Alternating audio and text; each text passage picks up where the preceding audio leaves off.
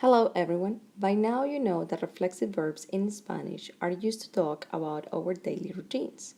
Well, today we're going to learn other useful ways in which we use the reflexive form. So let's begin.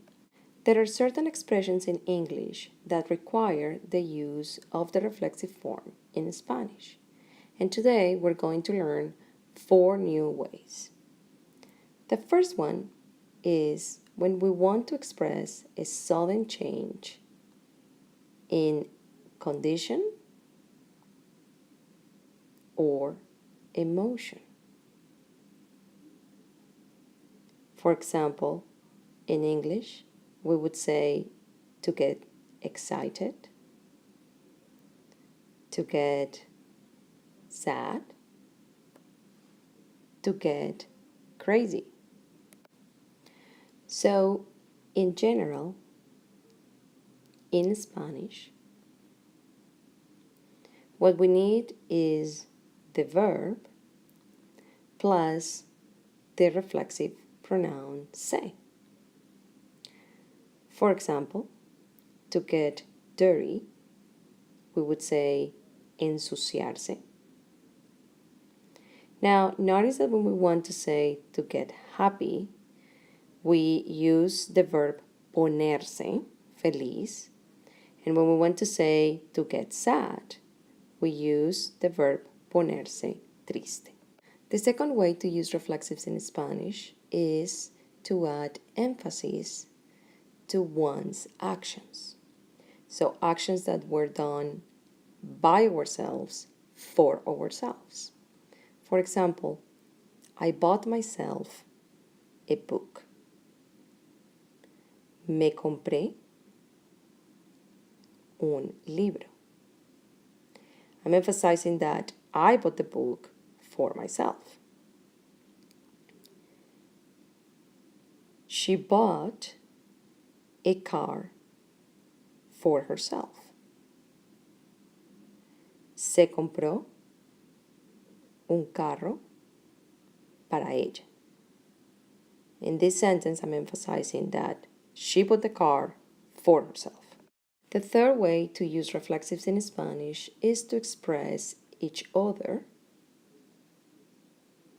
or any action that requires reciprocity. And notice that we only use these with plural forms. So, for example, my husband and I love each other. Then I would say, mi esposo y yo nos amamos. So, with this rule of each other, we need to be careful. And for that, we're going to take a look at the verb hablar. Mi esposo y yo nos hablamos todos los días. So notice that I use the pronoun nos, and it has two functions. One, which means each other, but the second is to emphasize, that is the two of us.